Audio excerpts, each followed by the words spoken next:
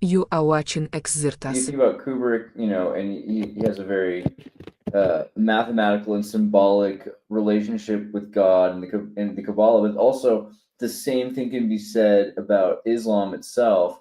This sort of Arabesque interest in a depersonified God that's related to the synchronistic workings of reality itself, kind of a Spinoza's God kind of thing. So the obsession with showing this truth about both what is real in God, what is real in man, and what is real in nature. Those are the three true stories, right? It's man versus man, man versus God, man versus nature.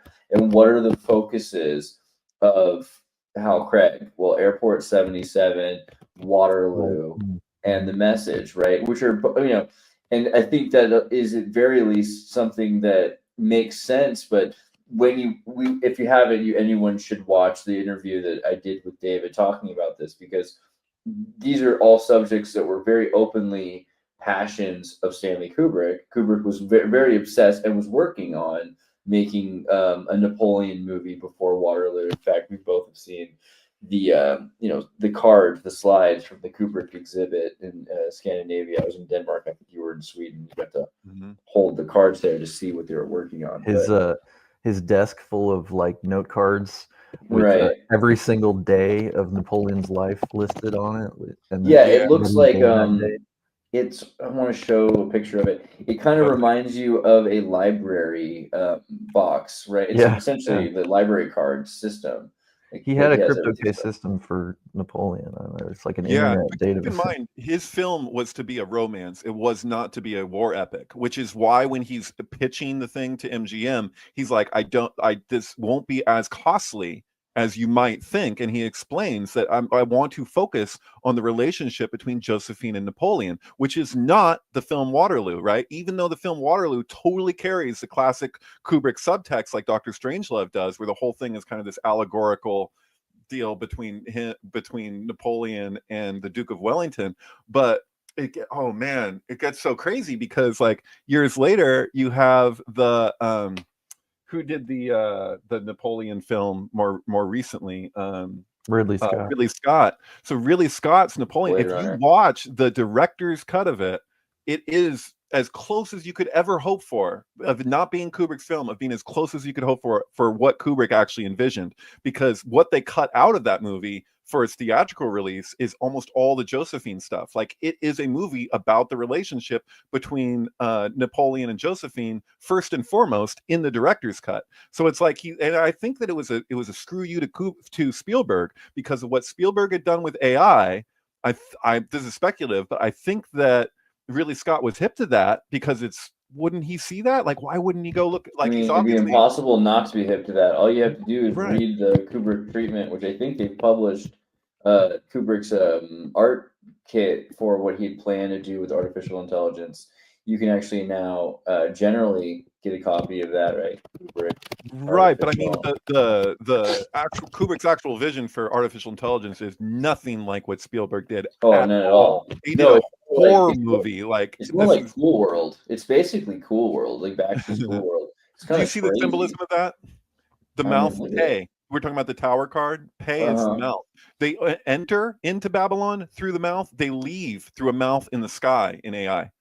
So like Mm, they just and that's Kubrick's. That's Kubrick's part. yeah. Like this is in his original conception. So Spielberg took parts of it, but Spielberg was set to do a Napoleon miniseries. I don't know if it's coming out now or not, but after it was announced that he's doing this miniseries, friggin' Ridley Scott jumped in and produced this epic Napoleon film, like as though he's gonna beat him to the punch. He's like, "Oh, you want to do the same crap that you pulled with AI, you're now going to do that to his Napoleon film." It like really looks like he just How like was dare like, you? "How dare you?" Yeah. Yeah, I feel like Um, I wanted to bring up it's kind of like the man who killed Don Quixote. That's my yeah, my pitch on Waterloo, because it's like you could be making the movie you planned on making, but then you look back and reflect on yourself and how you were when you wanted to make that movie.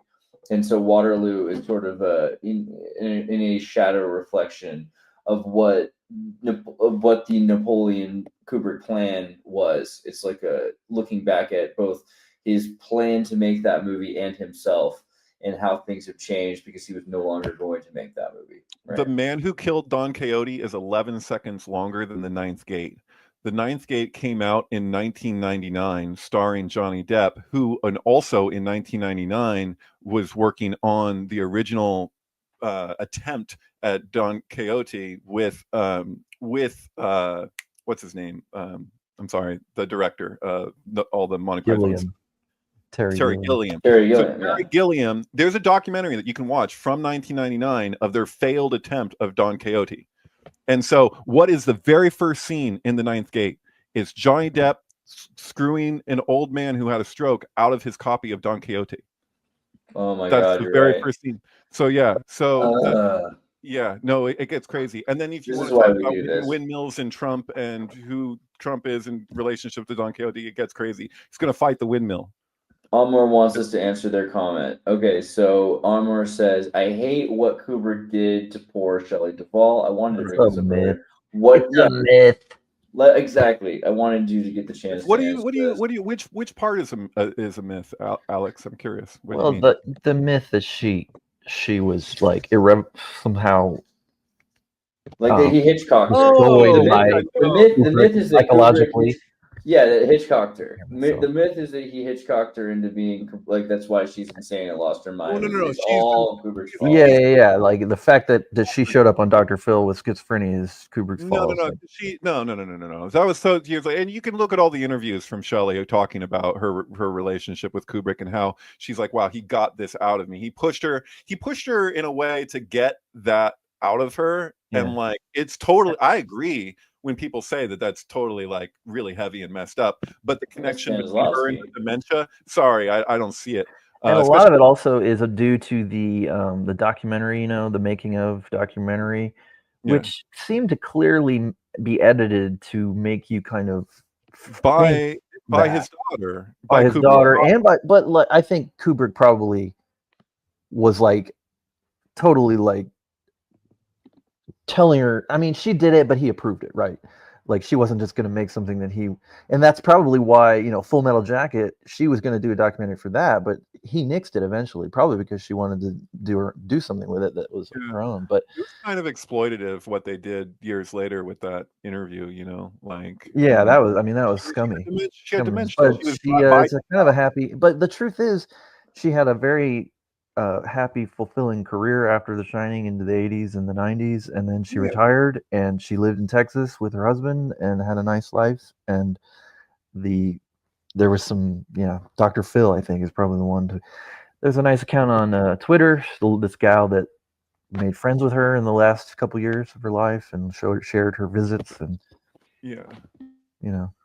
Yeah, I mean, Kubrick challenged his actors in general. I don't think another actor or actress was as challenged in their role as Shelley was for The Shining. I think that there's an argument to be said there, but there's also all the interviews with her. I'm kind of repeating myself, but yeah, like from over the years addressing her experience with Kubrick, and I believe her. I like to think I believe women when they share their story. I mean, her performance is incredible.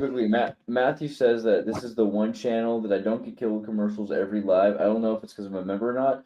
Fun fact, Matt, it is. So anybody who didn't know that, this is probably the best thing about being a member. If you're not YouTube Red, you get or YouTube Premium, I guess they call it now.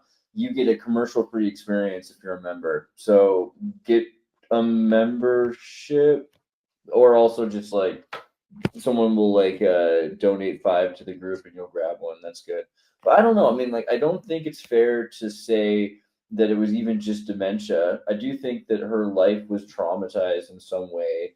I don't know. Do you really blame Kubrick, though? It's like, I don't really see it as Kubrick's fault because it didn't happen for decades after that. And like, what is the reason that she ended up unraveling? Do you really think I think it's just normal aging, it's just aging in America.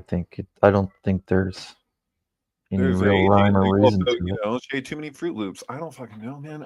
She smoked a pack a day for 20 years. You saw her smoking in The Shining. But I mean, it's true to some degree, like that everybody who was in Kubrick movies is like kind of marked in this weird way.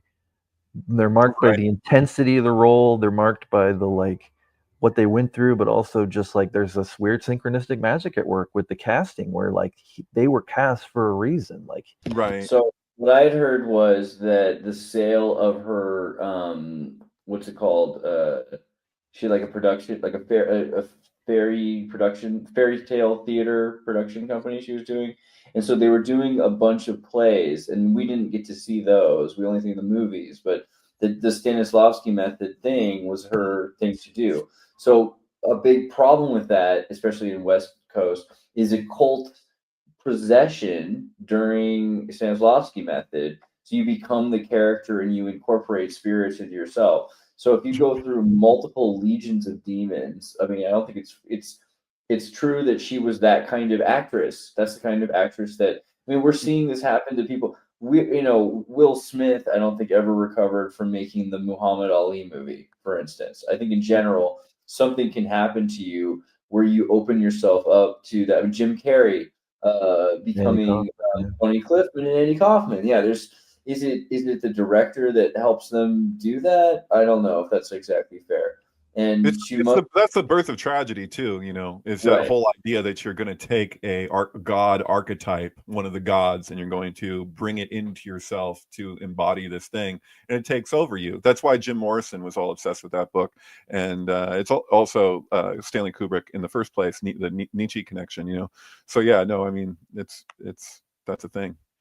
Fairy tale. Fairy tale fear. I'm Sure. gonna blame that to Kubrick. That's all I'm saying. To give an example, just now we're talking about Shelley Duvall, and I'm just remembering now how when she died, it was like totally incredibly synchronistic for me because I was writing a piece on my Substack basically because looking at the day, like the day and in advance, and saying like, oh, because because of that movie Long Legs and Fly Me to the Moon, about the moon landing, they both came out the day of, and it was 1776 weeks since Elon Musk's 19th birthday. Fly Me to the Moon came out the day and year of Shelley's death? It's like, yeah, within a couple days. It's like within a I need to check which day Shelley Duvall. I always forget. She died on it was day of July 11th. Yeah, the day of